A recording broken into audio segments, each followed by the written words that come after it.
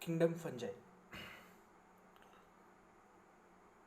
So might be sometimes you have seen in your at your home that bread get destroyed or damaged, or it become improper after a certain period of time, or it develops some of the coloring patches over that, or dark rusty pustules it develop. So what it is this that is damaging that particular food, or that is ultimately causing a harm to that food, that is nothing but a fungus. One more example I am giving you. If you want to check what is fungus, then you can try this at home also. You put some, or might be it happened with you that sometimes might be you are going from school to home, and then after going home you suddenly there is a plan of going outside, and the lunch box which you have taken at your school remain within your bag, and there is some food particle within that. Now after a few days it will develop a fungus mass within that lunch box. So this fungus are heterotrophic organism. So this is a kingdom of heterotrophic organism. Now when we see fungus are of different shape, and they are found in different habitat. So if it is found in different habitat and it is different in morphology, then it is show great diversity in morphology and habitat. They can be unicellular. There are unicellular fungus like yeast that is used to make a bread and beer. Fungi are cosmopolitan. They are found everywhere. They are found on the soil. They are found in the on the trees. Can be found on the animals. That can be present even nails. That can be present even hairs. It is present anywhere, like air, water, soil, and on the animals and the plants. But the important thing is that this fungus prefer to grow in warm and humid places. They do not grow in the particularly cold places. They grow usually in the warm places. And the cell wall of fungi is composed of chitin usually, and sometimes it is of a glucose or polysaccharide. Okay, so these are some of the example of the fungus you can see here. They are a fungal organism. Now if we talk about fungus, the fungus body is known as it is known as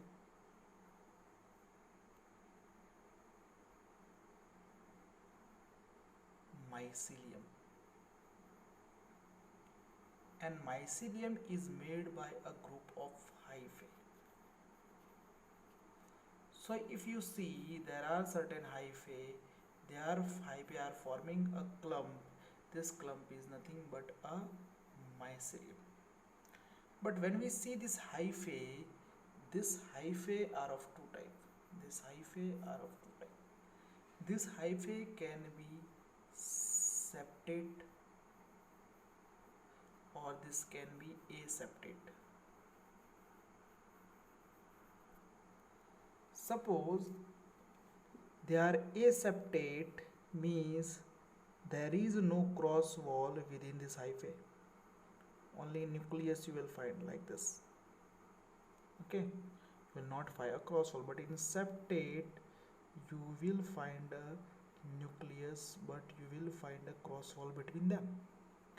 So when septate condition occurs, there is a single cell with the nucleus, means uninucleated condition will occur. But when we talk about the aseptate condition, in this multiple nucleus is there, so it is a multi-nucleated hyphae. Yes or no? So multinucleated hyphae will form when there is a what? Aseptate condition, and uninucleated hyphae will be formed when there is a septate condition. Now this aseptate condition is found in case of lower fungi, and septate condition is found in higher fungi. Means this lower fungus are nothing but Phycomycetes, means You can talk about oomycetes and zygomycetes, because in case of septate hyphae they are higher fungi, means it include ascomycetes, basidiomycetes and neutromycetes. Okay, so lower fungi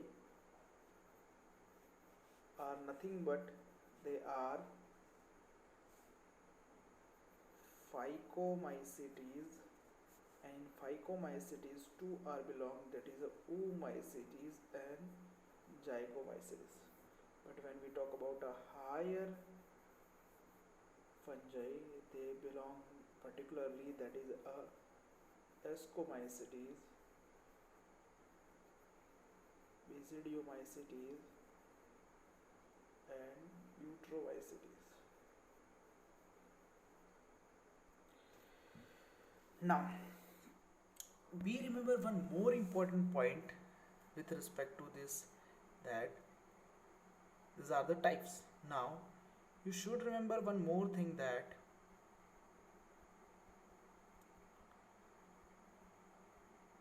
cell wall of fungus is made up of chitin. This is the most important question. In some it is made up of glucose as well, but chitin is a polymer of N-acetylglucosamine. It is the only polymer of it is a polymer of only N-acetylglucosamine.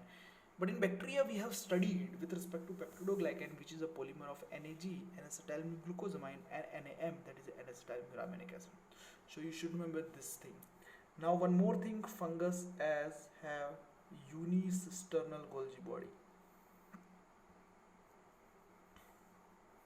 Unicisternal Golgi body means their Golgi body are made up of single cisternae. And in fungus, if we see, the food is stored in the form of starch. Now when we see the nutrition in this case of fungus, nutrition is heterotrophic. They are heterotrophs, yes, but in heterotrophs also they can be saprophyte, symbiote or parasitic. When fungus shows symbiotic association, it either shows with the algae and it can form a lichen. But when fungus shows symbiotic association with the roots of higher plant, it is known as mycorrhiza. So these are some of the things, heterotrophic nutrition they have.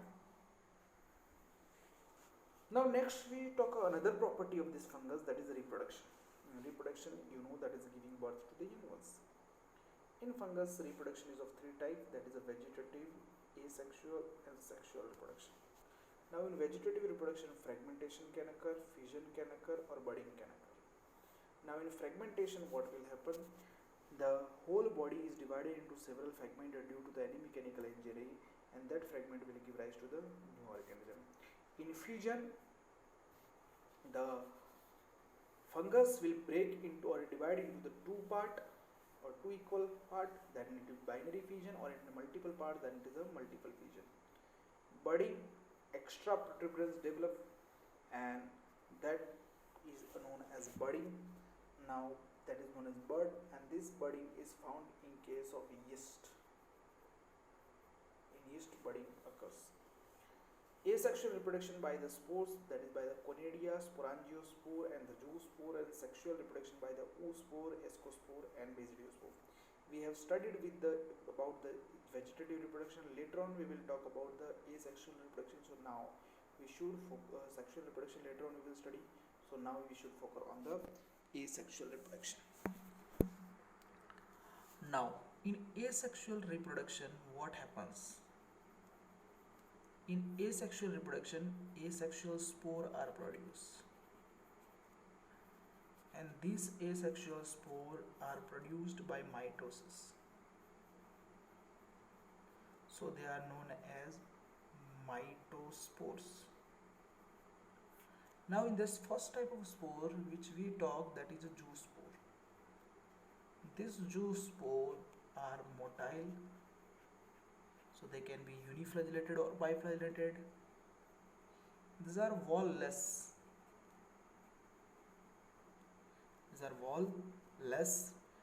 They are motile, and they are produced are endogenously produced. Means they are endogenously produced within the sporangium. And one more thing, it is formed in favorable condition. It is formed in favorable condition. So motile spore, wall-less, means we can call it a naked, endogenously produced, and it is a favorable condition. Now endogenously produced means what? Suppose this is a chlamydomonas, then the chlamydomonas protoplast is divided into like this, and on the breakdown of cell wall, this chlamydomonas will release. So this is the production which is that they have produced endogenously. Okay, so first is the zoospore, and zoospore are most common. We are studying fungus, but we should write this that zoospore are the asexual spore or mitospore which are most common in algae. Okay, so that is the first spore, zoospore. Okay, so I hope you have understood. Now we talk about the next spore, that is conidia.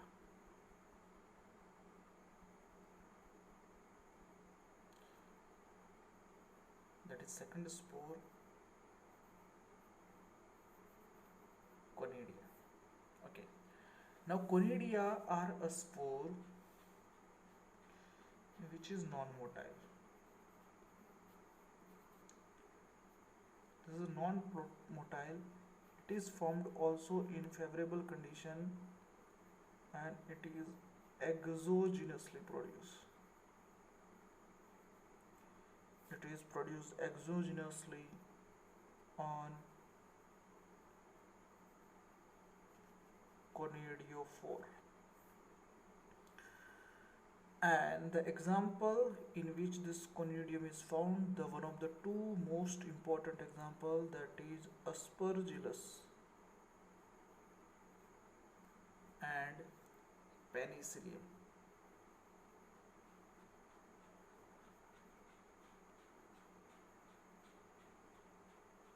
Two most important example, that is Aspergillus and Penicillium, in which conidia is found. Now next to conidia there is another spore, that is a sporangiospore. But we remember that this conidia are most common type of spore in fungi. Okay, most common. This is the important statement that you should remember. Next to conidia, we'll talk about a third spore, that is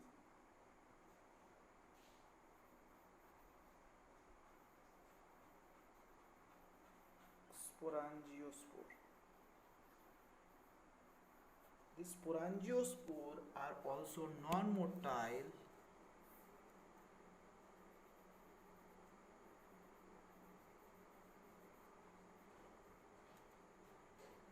found in favorable condition,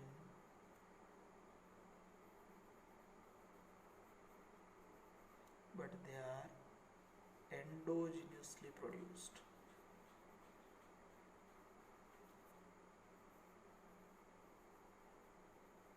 So these are the important terminology that you should remember with respect to this. So, and these all are the mitospore. Fungus are haploid. They do not have a true root stem and leaf like structure. They have a just thallus organization. So they, by mitosis, they produce this type of spore. Now next we talk about a sexual cycle. When we talk about a sexual reproduction, in sexual reproduction there is a three type of reproduction, that the particular sexual reproduction, it has a three step. One is plasmogamy, then karyogamy, and then meiosis. Plasmogamy is a fusion of protoplasm, karyogamy is a fusion of nucleus, and meiosis is a reductional division, as you know this. Now in this, how this process occurs? Suppose these are the hyphae.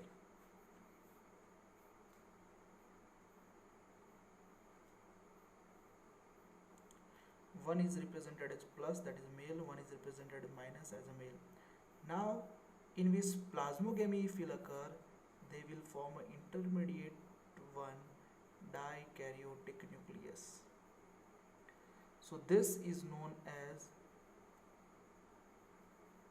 dikaryophase. Okay, so first what happens here? Plasmogamy. Then here you will find a karyogamy. So nucleus with the two diploid nucleus, diploid cell will be formed. Now this diploid cell will undergo a meiosis. Okay, and it will produce 4 haploid spore. Then it is a whole process of meiosis. Okay, you can see fusion is occurring of hyphae, then dikaryophase, then karyogamy, and then meiosis here. And this meiosis is occurring to show the process of formation of spores, and this spore will be called as a sexual spore. Okay, so you should understand plasmogamy, karyogamy, meiosis with the intermediate dikaryophase is present in some and not.